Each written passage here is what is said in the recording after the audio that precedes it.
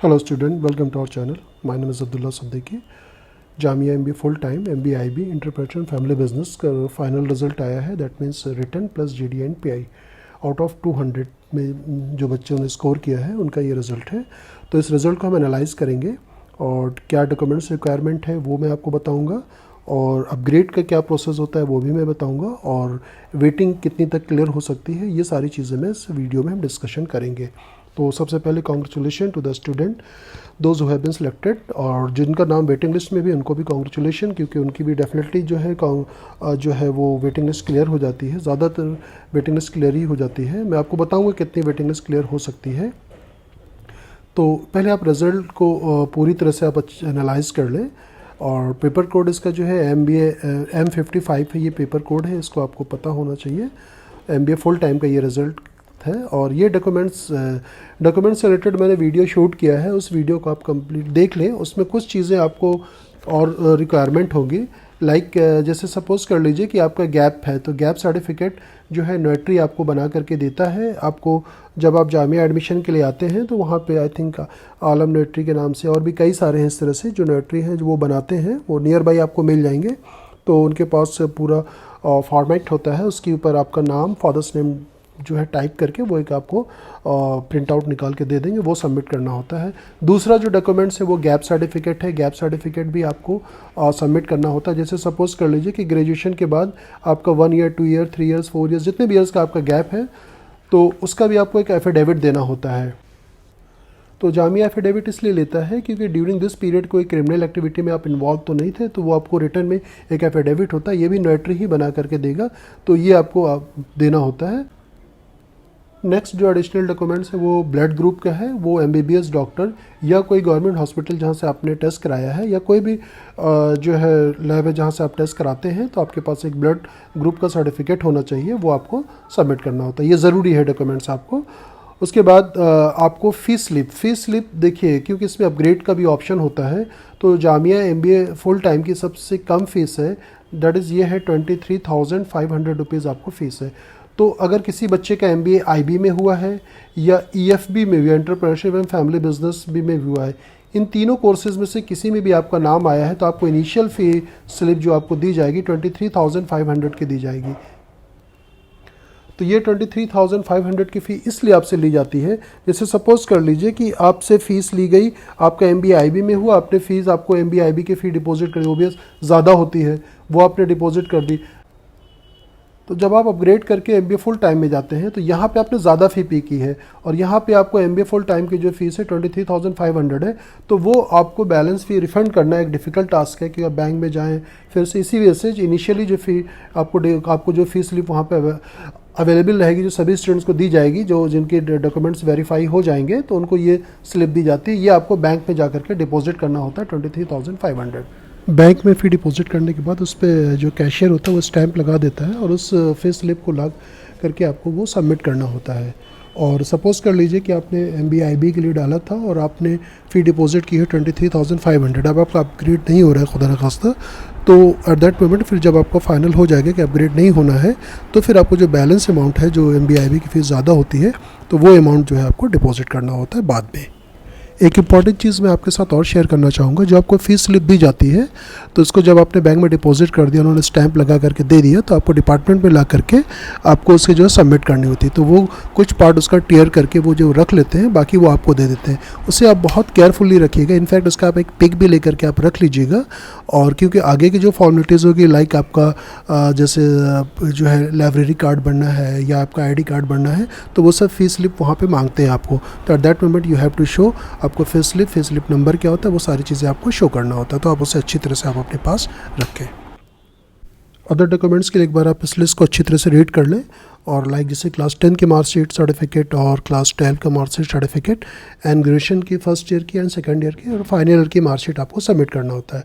अगर सपोज़ कर लीजिए कि फाइनल ईयर की मार्कशीट अभी आपके पास नहीं है और आपको ऐसी पॉसिबिलिटीज़ है कि विद इन मंथ आपको मिल जाएगी, तो आप रिटर्न में एक अप्लीकेशन दे सकते हैं. तो वो अप्लीकेशन देने के बाद आपको 1 मंथ का टाइम दिया जाएगा कि आप जो है उसको फिर आपको 1 मंथ के बाद आपको वो सबमिट करनी होती है, ग्रेजुएशन लेवल की फाइनल ईयर की मार्कशीट. और कैरेक्टर सर्टिफिकेट और डॉक्यूमेंट्स का वीडियो तो मैंने ऑलरेडी शूट किया हुआ है, आप उसे देख लें एक बार. तो वो रिटन एग्ज़ाम से पहले का था, तो उस वीडियो को चाहे तो आप देख सकते हैं. आपको दिए गए अप टू 16 तक, आप सभी को रीड कर लें, प्रॉपर अच्छे वे पे आप रीड कर लें इसे, और इसके लिए सेंटर कोई रिस्पॉन्सिबल नहीं होगा, एक बार आप इसे रीड ज़रूर कर लें। उसके बाद अपग्रेड का ऑप्शन मैं यहीं पे आपको बता देता हूँ। अपग्रेड के लिए क्या होगा कि जब आप जाएंगे, आप डॉक्यूमेंट्स वेरीफाई कराएंगे, जैसे मान लीजिए MBA IB में आपका हुआ है, और ये कंडीशन होनी चाहिए कि आपने MBA फुल टाइम को आपने फर्स्ट चॉइस पे आपने रखा है। अदरवाइज़ जैसे मान लीजिए MBA IB में हुआ है और आपने उसी को फर्स्ट चॉइस रखा था, तो वो अब आपका वो डाउनग्रेड माना जाएगा, यानी कि MBA फुल IB को आपने फर्स्ट प्रेफरेंस दिया था, अब आपका MBA फुल टाइम आपको नहीं मिल सकता। लेकिन अगर आपने सेकंड पे MBA IB रखा था और आपका नाम MBA IB में है, तब आप अपग्रेड कर सकते हैं, अगर आपका MBA फुल टाइम जो है वो आपका फर्स्ट प्रायोरिटी में है। तो अब आपको वहाँ पे एक फॉर्म दिया जाएगा, फॉर्म फिल करना है। तो जैसे जैसे सीट वैकेंट होती जाएगी, कुछ बच्चे एडमिशन नहीं लेते हैं, तो वो इस हिसाब से आपका अपग्रेड कर दिया जाएगा, MBA IB से MBA फुल टाइम और MBA entrepreneurship and family business से MBA IB। लेकिन कंडीशन आप याद रखिएगा कि अगर आपने इस तरह से भरा हुआ है, MBA FT को आपने नंबर 1 पे रखा है, फिर IB को आपने नंबर 2 पे रखा है, फिर एंटरप्रेन्योरशिप एंड फैमिली बिजनेस को आपने नंबर 3 पे, जब आपने फॉर्म फिल किया था एट दैट मोमेंट, ये ऑप्शन इस तरह से आपने इसको प्रायोरिटी पे रखा था 1 2 3। अब मान लीजिए कि आपका EFV में होता है, आपने फॉर्म अपग्रेड का भर दिया तो IB में चले गए, फिर मान लीजिए अगर सीट और अगर मान लीजिए वैकेंट होती है तो IB से अपग्रेड कर जाएंगे MBA फुल टाइम में। लेकिन सपोज कर लीजिए कि आपने फर्स्ट में इसको रखा है और उसके बाद सेकंड पे इसको रखा है और थर्ड पे इसको रखा है, तो आपका यहाँ से अपग्रेड नहीं होगा, क्योंकि फर्स्ट चॉइस जो आपकी थी वो आपको मिल गया, तो इसके बाद फिर कोई अपग्रेड नहीं होता। अगर आपकी फर्स्ट चॉइस में आपको जो भी आपने कोर्स चूज, जैसे EFV को अगर आपने फर्स्ट दे दिया और आपका नाम EFV में आ गया है, तब आपका अपग्रेड किसी में भी नहीं होगा। ये should keep in your mind. वैसे फिर भी वहाँ पर जा करके एक बार आप कन्फर्म कर लीजिएगा क्लर्कल स्टाफ से।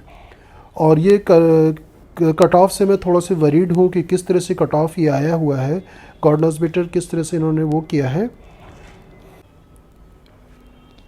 जैसे मैं कोई एक एग्जांपल से समझाना चाहूँ, इसमें 81 था कट ऑफ उनका, तो कट ऑफ में और जो मतलब जो लोअर मार्क है और जो हाईएस्ट होता है उसमें हार्डली डिफरेंस 20 नंबर का होता है। तो ये मान लीजिए कि 20 नंबर आप 81 में और प्लस कर देते हैं तो ये आपका 101 हो जाएगा।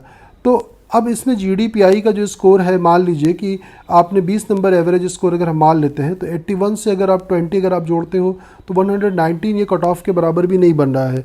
तो इसका मतलब यही होता है कि जो लोअर पे जो बच्चे थे और जो हाईएस्ट पे थे वो काफ़ी और ज़्यादा था, यानी कि ये गया होगा 115 और 20 के आसपास हाईएस्ट गया होगा, और इसी के आसपास ज़्यादा बच्चे ऑसोलेट रहे होंगे। इसी वजह से जो बॉटम लाइन पे ज़्यादातर स्टूडेंट थे उनका नाम जो है लिस्ट में नहीं है। बहुत वरीड हो रहे हैं कि सर क्या हुआ है, तो इसका रीज़न यही है कि इस बार डिफरेंसेस जो है वो काफ़ी ज़्यादा है।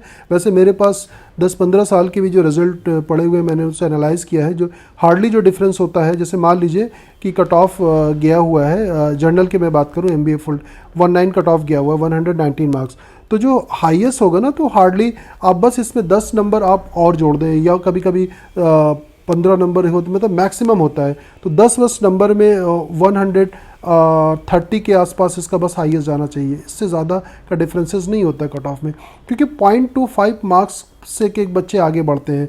जैसे 119 पे ऐसा भी हो सकता है कि 119 कट ऑफ गया है, जनरल में 119 पे 5 स्टूडेंट हों, तो अब इससे जब डाउन करेंगे 118 पॉइंट मान लीजिए 5 अगर करते हैं, तो वहाँ पे भी हो सकता है 3-4 बच्चे हों, तो डिफरेंसेस बहुत कम होते हैं।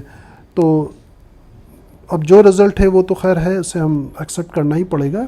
तो ये रिज़ल्ट है, क्योंकि MBA IB का जो कट ऑफ गया वो 110 गया है जनरल का, और EFV का भी जो गया है 104 गया हुआ है।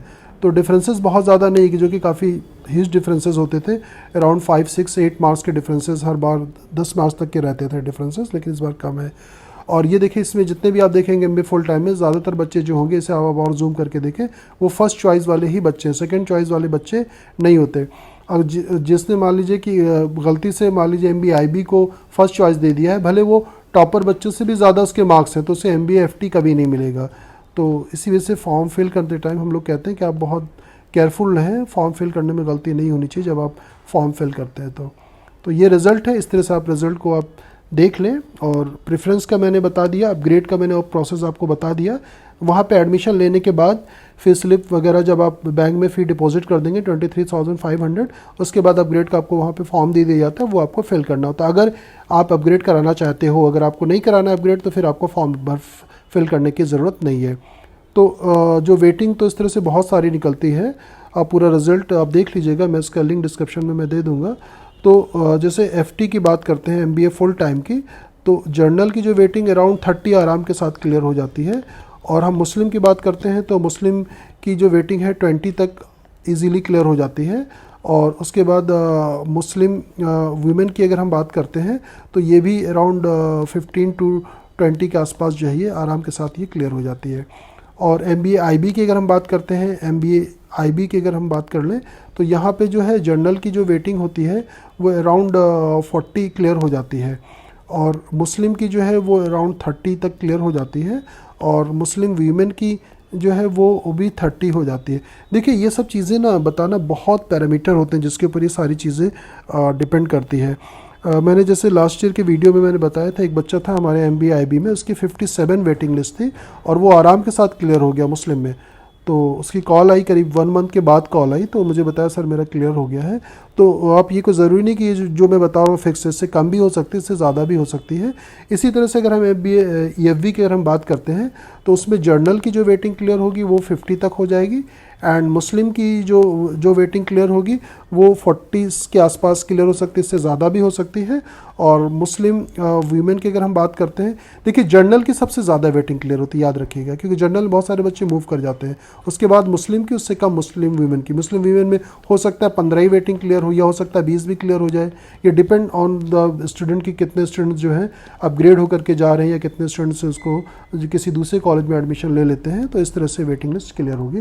तो आपको 1 मंथ तक मिनिमम, जब तक आपकी वेटिंग लिस्ट आना क्लोज नहीं हो जाती, इसके बाद भी वेटिंग लिस्ट आएगी, second waiting list, third waiting list, जब वो आना क्लोज नहीं हो जाती ऑफिशियली, तब तक आपको विजिट करना चाहिए, प्रॉपर मेल चेक करना चाहिए। तो इस तरह से जो है आपको पूरी प्रॉपर मेल चेक करना है। अगर आप वेटिंग लिस्ट में हैं या वेटिंग लिस्ट में आप बहुत नीचे नंबर पे भी हैं, मान लीजिए 100 से ज़्यादा है भी आपकी, तो भी आपको चेक करते रहना चाहिए। कभी कभी क्लियर हो जाती है, बहुत सारे बच्चे मूव कर जाते हैं।